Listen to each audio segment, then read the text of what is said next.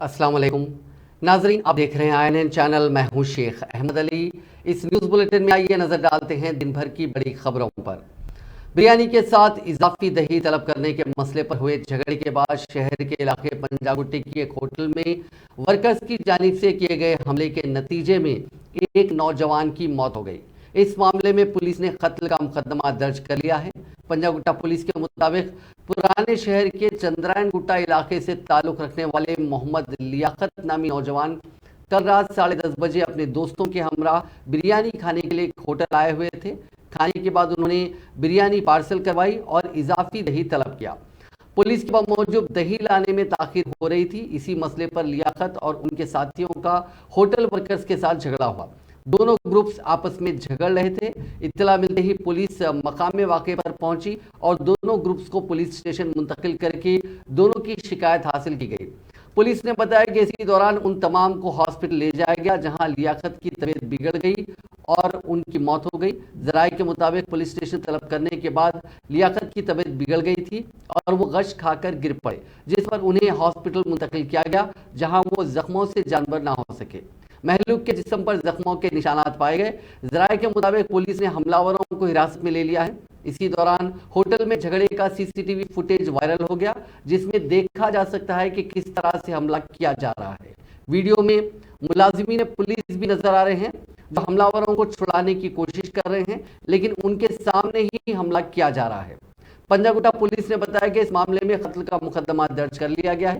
Police के पास हमला करने के शवाहिद मौजूद हैं। पुलिस ने आज सुबह नाश को गांधी हॉस्पिटल में पोस्टमार्टम के बाद वर्सा के हवाले कर दिया। बताया गया कि पोस्टमार्टम रिपोर्ट मिलने के बाद मजीद तफसीलात का इल्म होगा।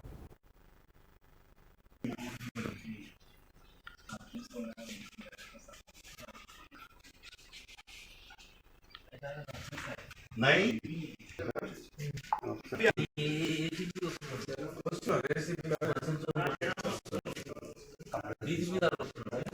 और वो 4 पुलिस लेके आ गए, वो भी बोलो साथ में ठहर के हाथ खिला रहे बेटा उसे ओके पूरा लिखा। ये लोगों को जो है सो बोल के मिनिस्टर साहब ने भी बोल दिया पूरा से सब नहीं थे।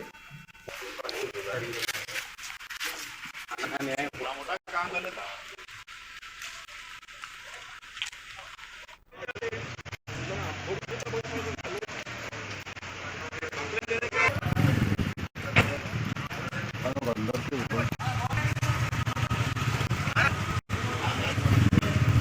भाई गाड़ी में बैठ जाओ।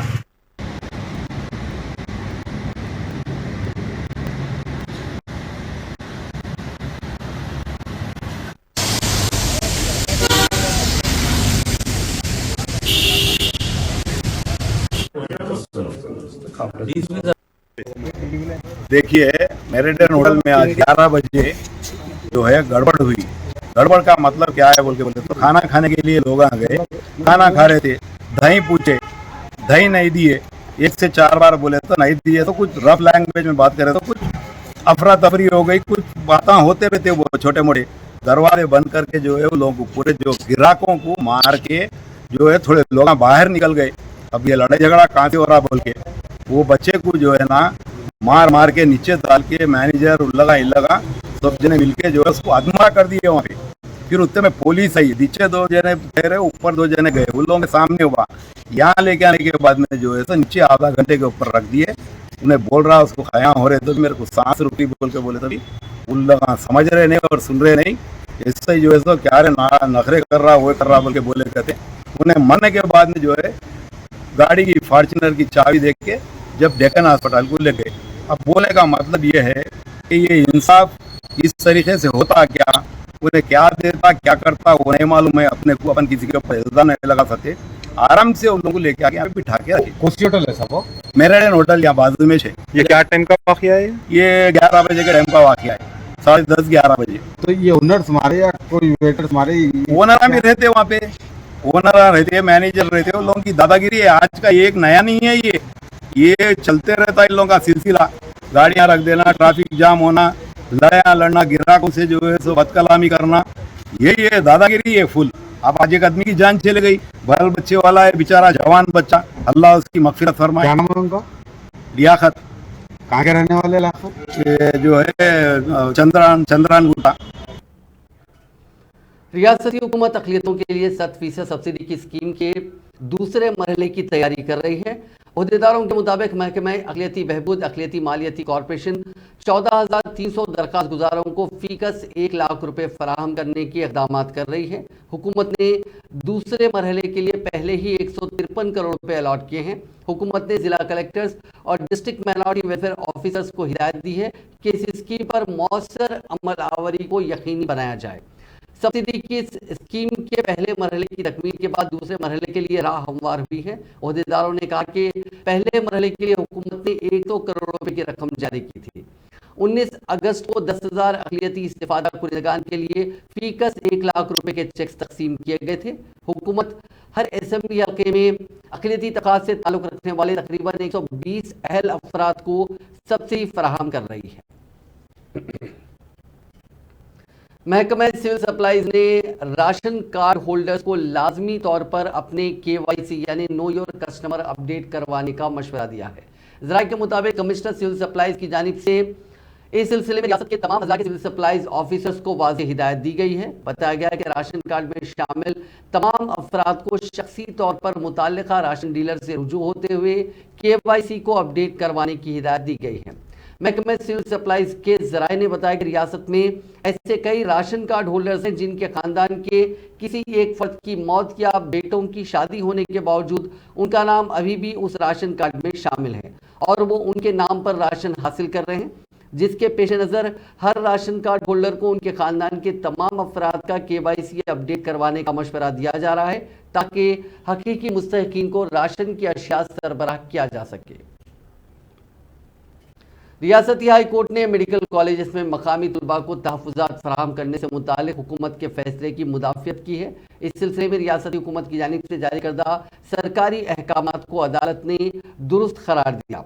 वाज़ेह है कि चंद दिन कबल तेलंगाना हुकूमत ने कॉम्पिटेंट अथॉरिटी कोटा की तमाम मेडिकल सीटों को रियासत से ताल्लुक़ रखने वाले तलबा के लिए मख्तस करने का फैसला करते हुए सरकारी अहकाम जारी किए थे, जिसके तहत मेडिकल सीटों को पुर करने के दौरान ऑल इंडिया कोटे के 15% सीटों के अलॉटमेंट के बाद बकिया तमाम सीटों को तेलंगाना से ताल्लुक़ रखने वाले तलबा से पुर किया जाएगा। आंध्र प्रदेश से ताल्लुक़ रखने वाले तलबा ने तेलंगाना हुकूमत के इस फैसले से मुतालिक जारी करदा GO 72 को हाई कोर्ट में चैलेंज किया था। हाई कोर्ट ने इस दरख्वास्त की समाअत के बाद आज ये फैसला सुनाया और आंध्र प्रदेश के तलबा की दरख्वास्त को मुस्तरद कर दिया। गदवाल के रुकन असेंबली D कृष्णा मोहन रेड्डी को सुप्रीम कोर्ट से राहत हासिल हुई है। अदालत उज़्मा ने उनके इंतखाब को कलअदम करार देने से मुतालिक तेलंगाना हाई कोर्ट की रूलिंग पर रोक लगा दी है।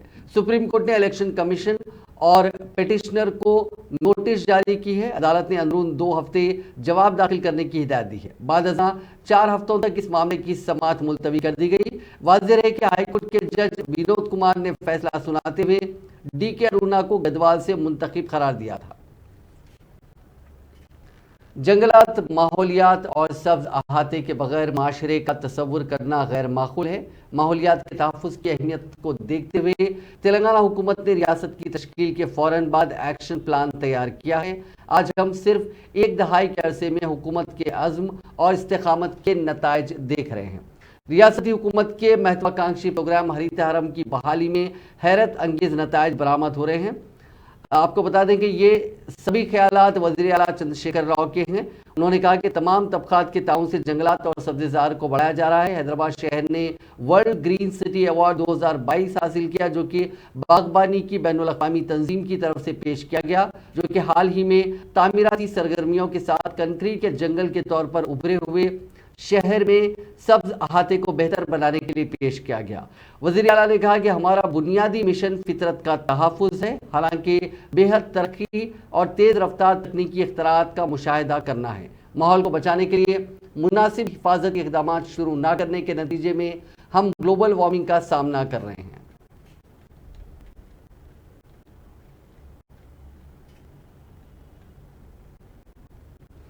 वज़ीर जंगलात इंदिरा करण रेड्डी ने कहा कि कोई भी मुलाजिम जंगल के तहफ़्फ़ुज़ के लिए अपनी जान की कुर्बानियाँ देने वालों को फरामोश नहीं करेंगे।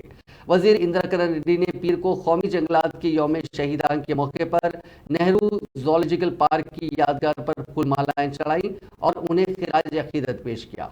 बाद वजीर इंद्रकरण रेड्डी ने कहा कि जंगल के वसाइल को लूटने वाले स्मगलरों के खिलाफ अपनी जानें कुर्बान करने वाले जंगलाती एहलकारों की कुर्बानियां रायगा नहीं जानी चाहिए और मुलाजिमीन को अपने अज़ाइम के मुताबिक काम करना चाहिए। जंगलात के एहलकार ड्यूटी की कारकर्दगी में गैर जिम्मेदारी का मुजाहरा न करें।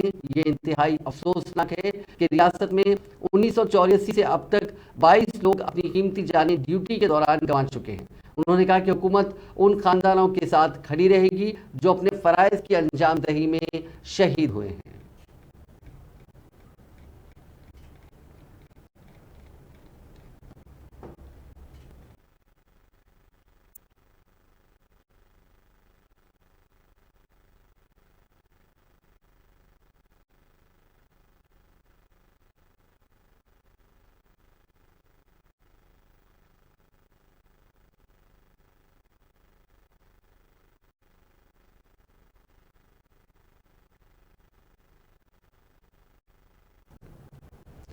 स्किल डेवलपमेंट स्कैम में तेलुगु देशम पार्टी के कौमी सदर व आंध्र प्रदेश के साबिक वज़ीर आला एन चंद्रबाबू नायडू को रिमांड करने के खिलाफ रियासत की असल अपोजिशन जमात तेलुगु देशम ने आज आंध्र प्रदेश बंद मनाया।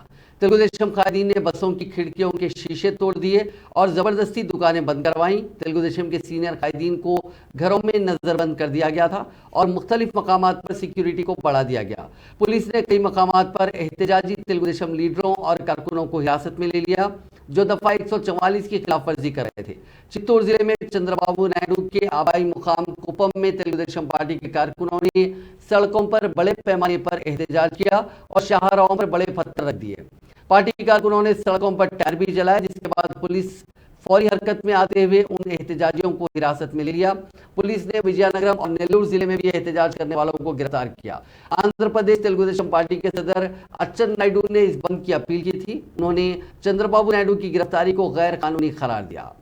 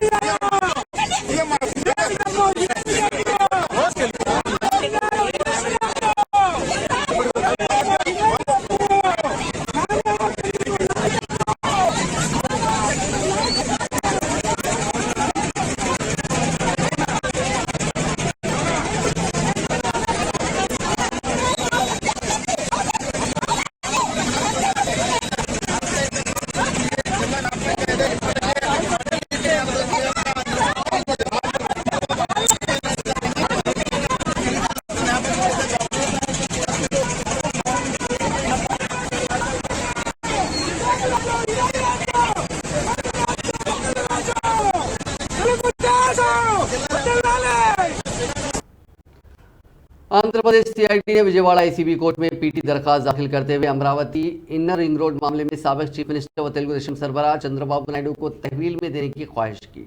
तेलुगु देशम सरबराह स्किल डेवलपमेंट स्कैम के सिलसिले में 9 सितंबर को गिरफ्तारी के बाद अदालती तहवील में है। मई 2022 में सीआईडी ने अमरावती में इंटरनल रिंग रोड की तामीर में मुबैना बेकायदगियों में चंद्रबाबू नायडू, साबिक वजीर बल्दी नज़्म नस्क नारायणा, हेरिटेज फूड्स लिमिटेड और दीगर 12 के खिलाफ एफआईआर दर्ज की थी।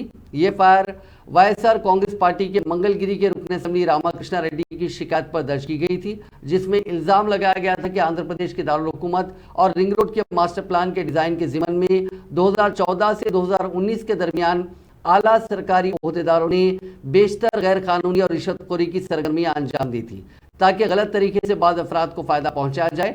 हेरिटेज फूड चंद्रबाबू नायडू के खानदान की मिल्कियत है। रियासती हुकूमत ने इल्जाम लगाया कि अराजियात के हुसूल और रियासती दारुल हुकूमत अमरावती की तरक्की के दीगर पहलुओं के सिलसिले में नायडू ने बड़े पैमाने पर बेकायदगियां की हैं।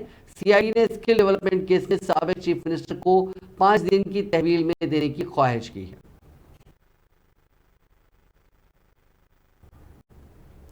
वेस्ट बंगाल की वज़ीर आला ममता बनर्जी ने चंद्रबाबू नायडू की गिरफ्तारी की शदीद मजम्मत की है। जिसे चंद्रबाबू नायडू पे अरेस्ट किया, मैं पसंद नहीं किया, मेरे को पसंद नहीं आया। इसी के लिए अगर कोई गलती है तो आप बात करो, इंस्पेक्शन करो, इन्वेस्टिगेशन करो, तो आपका हाथ में है। लेकिन भिंडी भी किसको सब कुछ नहीं करना चाहिए जो आने वाला समय इसको बुमेरंग हो सकता है। जिसे चंद्रबाबू नायडू को अरेस्ट किया, मैं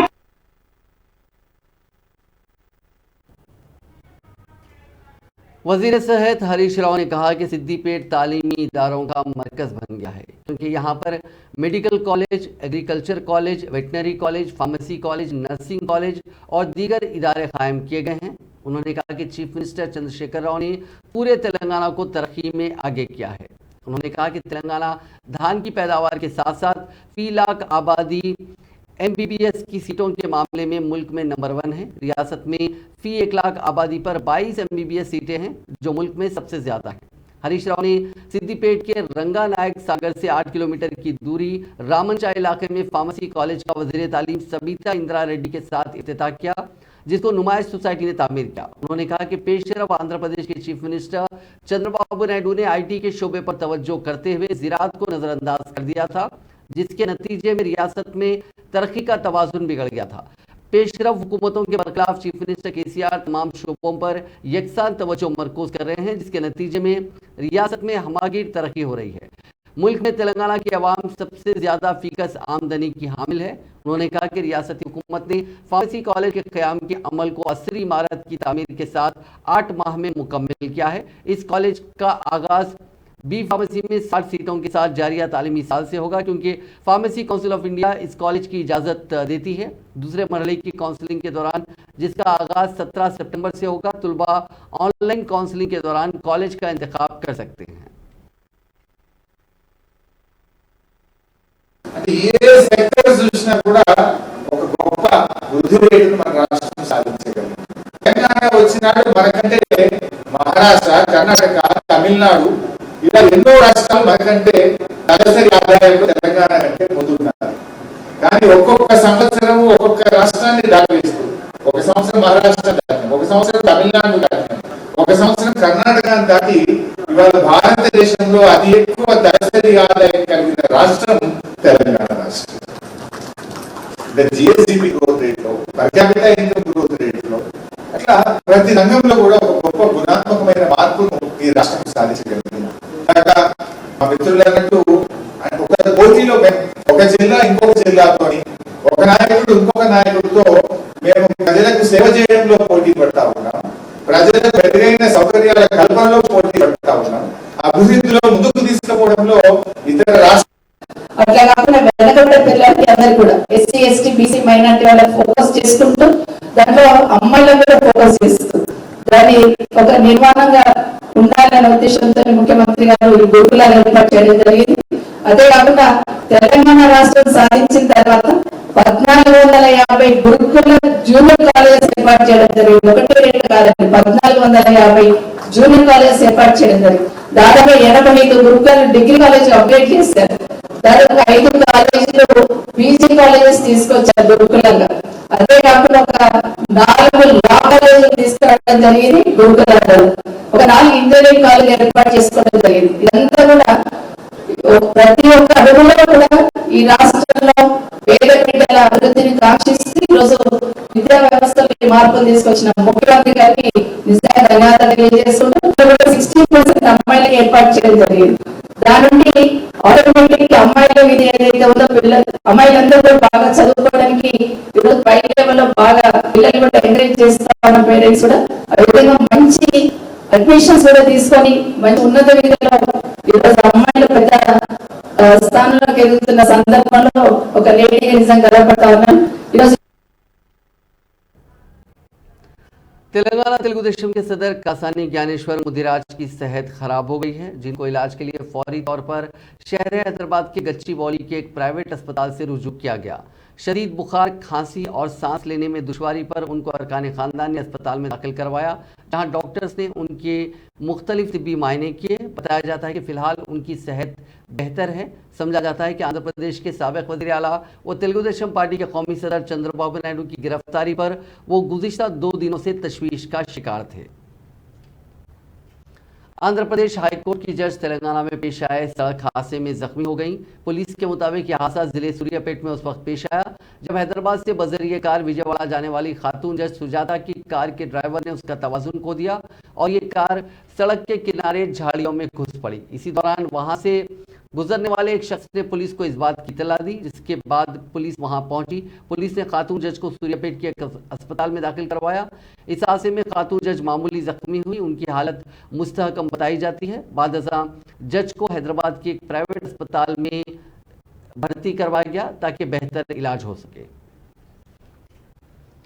शिवसेना के सरबराह उद्धव ठाकरे ने दावा किया है कि राम मंदिर के इफ्तिताह के लिए पूरे मुल्क से उत्तर प्रदेश के अयोध्या में जमा होने वाले लोगों के वापसी सफर के दौरान गोधरा जैसा वाकया पेश आ सकता है।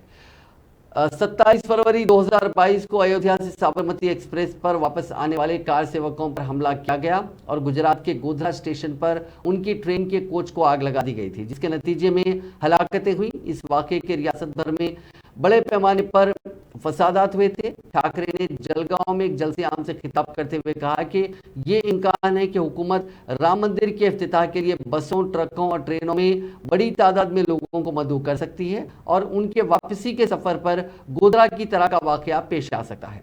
राम मंदिर का लोकसभा इंतखाबात से कबल जनवरी 2024 में इफ्तिताह का इम्कान है। ठाकरे ने बीजेपी और आरएसएस को भी तनकीद का निशाना बनाया। कांग्रेस सदर मल्लिकार्जुन खड़गे ने महंगाई, बेरोजगारी और बदनवानी के इशू पर मोदी हुकूमत पर शदीद हमला किया। कांग्रेस सदर ने पीर के रोज सोशल मीडिया प्लेटफॉर्म एक्स पर लिखे अपने पोस्ट में कहा कि पीएम मोदी सच्चाई पर पर्दा डालने की पुरजोर कोशिश कर रहे हैं, लेकिन अवाम मोदी हुकूमत के ध्यान भटकाने वाले इशूज की जगह सच सुनना और दिखना चाहती है। खड़गे ने अपने पोस्ट में लिखा कि अब जब G20 की मीटिंग खत्म हो गई है, मोदी हुकूमत को घरेलू इशूज पर अपनी तवज्जो मरकूज करनी चाहिए। अगस्त में एक आम खाने की थाली की कीमत 24% बढ़ गई है। मुल्क में बेरोजगारी की शरह 8% है। नौजवानों का मुस्तकबिल तारीख है। G20 इजलास के बाद सऊदी अरब के वलीअहद मोहम्मद बिन सलमान का सरकारी दौरा हिंद आज से शुरू हुआ। वो पीर की सुबह ही राष्ट्रपति भवन पहुंचे, जहां उनका रस्मी इस्तकबाल किया गया।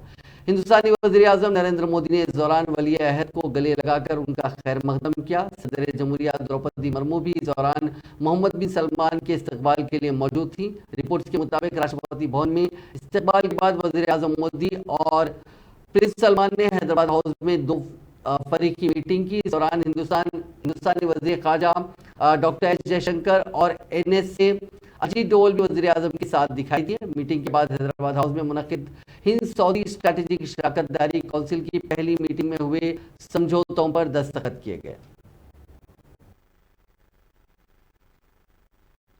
सऊदी अरब भारत के बीच सऊदी अरब स्ट्रेटेजिक पार्टनरशिप काउंसिल की पहली लीडर्स मीटिंग में भाग लेते हुए मुझे बहुत खुशी हो रही है। 2019 की मेरी सऊदी अरब यात्रा के दौरान हमने इस काउंसिल की घोषणा की थी।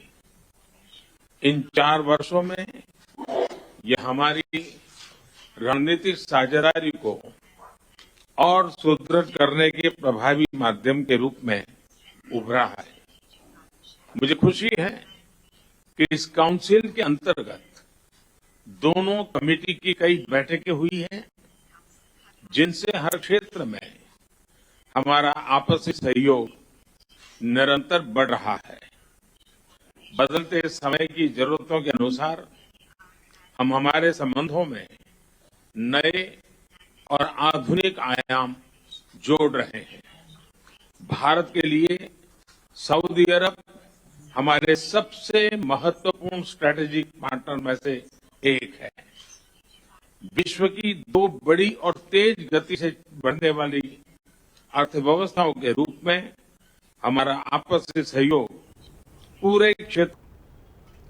मराकश में जुमे के रोज आए तबाहनाक जल्जले में महलूकीन की तादाद 2122 पहुंच गई है और जख्मियों की तादाद तकरीबन 2500 बताई जा रही है। सरकारी टीवी के जरिए दी गई जानकारी के मुताबिक जख्मियों की तादाद 2421 है। हालांकि इस तादाद में इजाफा मुमकिन है। महलूकीन की तादाद में भी इजाफे का कवी इम्कान है, क्योंकि कई जख्मियों की हालत संगीन बनी हुई है। कुछ मकामी लोगों का कहना है कि कई अफराद अभी मलबे में दबे हुए हैं। WHO ने तो एक अंदाजे के मुताबिक बताया कि इस कुदरती आफत में 3 लाख से ज्यादा लोग मुतासिर हुए हैं।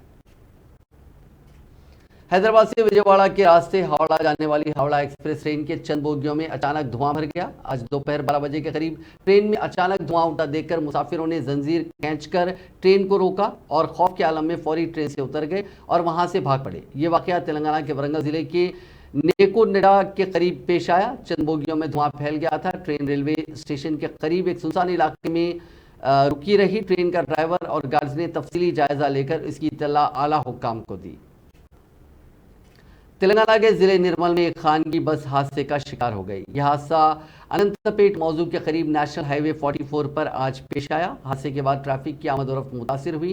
फौरी तौर पर मौसूला इत्तलात के मुताबिक खानगी ट्रैवल्स की बस पीर के दिन उत्तर प्रदेश से बेंगलुरु के लिए रवाना हुई थी। जैसे ही निर्मल के मदाफात ये मेडपेच पहुंची, मौजू अनंतपेट के करीब ड्राइवर पर नींद का गलबा तारी हो गया और बस डिवाइडर से टकराकर उलट गई। इस हादसे में बस में सवार बाद मुसाफिरीन के जख्मी होने की इत्तलात है। उन्हें हाईवे एम्बुलेंस के जरिए इलाज के लिए निर्मल गवर्नमेंट हॉस्पिटल मुंतकिल कर दिया गया। बस में कितने मुसाफिर सवार थे, इस बात का फौरी इल्म नहीं हो सका। तेलंगाना के जिले नलगुंडा के mother and child care centre में अचानक शॉर्ट सर्किट के नतीजे में आग लग गई। स्टोर रूम में रखे गए ब्लीचिंग पाउडर में अचानक आग लगी और देखते ही देखते mother and child care centre में आग फैल गई। इस वाकये के सबब अस्पताल में मरीजों में तशवीश देखी गई। ये वाकया आज सुबह पेश आया, जिसके साथ ही माएँ अपने बच्चों के साथ तेजी के साथ अस्पताल से बाहर निकल गई। इस वाकये के साथ ही अस्पताल का अमला चौकस हो गया, जिसने खिड़कियों की शीशों को तोड़ दिया। इस वाकये में किसी जानी नुकसान या फिर किसी के झुलसने की कोई इत्तला नहीं है, जिस पर तमाम ने राहत की सांस ली। सिटी पुलिस ने मंशियात मामले में 3 अफराद को गिरफ्तार करते हुए कोकीन और दीगर नशीली अशिया जब्त कर ली। एक इत्तला पर पुलिस और मुख्यला पुलिस और राजेंद्र नगर पुलिस ने मुश्तरका तौर पर कार्रवाई करते हुए 3 अफराद को गिरफ्तार किया। मुलजिमीन की शिनाख्त नानक रामगुड़ा की 34 साल अनुराधा, गच्ची बोली के 38 साल एस प्रभाकर रेड्डी और जुबली के 33 साल साई कुमार के तौर पर की गई। ये अफराद हैदराबाद को नारकोटिक मंशियात मुंतकिल कर रहे थे कि इंदिरा रेड्डी नगर के आउटर रिंग रोड पर एक ऑपरेशन के दौरान उनको पकड़ा गया। ये अफराद गोवा से हैदराबाद मंशियात मुंतकिल कर रहे थे ताकि उन मंशियात को यहाँ फरोख्त किया जा सके।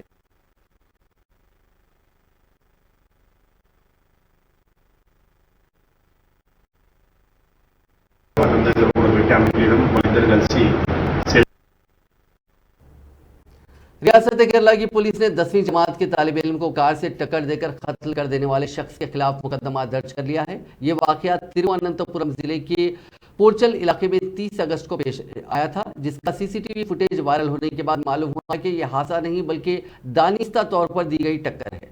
15 साल शेखर नामी लड़का अपने दोस्त के साथ सड़क से गुजर रहा था कि अचानक वहां से कार में आने वाले शख्स ने उसे टक्कर दे दी और उसे रौंदता हुआ चला गया, जिसके नतीजे में लड़के की मौत हो गई। इस सिलसिले में मिली शिकायत के बाद पुलिस ने जब सीसीटीवी फुटेज का जायजा लिया तो पता चला कि मुलजिम प्रिया रंजन ने यह हरकत की है। मालूम हुआ कि कुछ दिन कबल प्रिया रंजन मकामी मंदिर के पास जरूरत से फारिग हो रहा था, जिस पर महलूक शेखर ने उसे रोका और डांटा था। टक्कर देकर कत्ल करने की वजह यही मुकासिमत समझी जा रही है। नाजरीन, इस न्यूज बुलेटिन में बस इतना ही। आप देखते रहिए INN चैनल।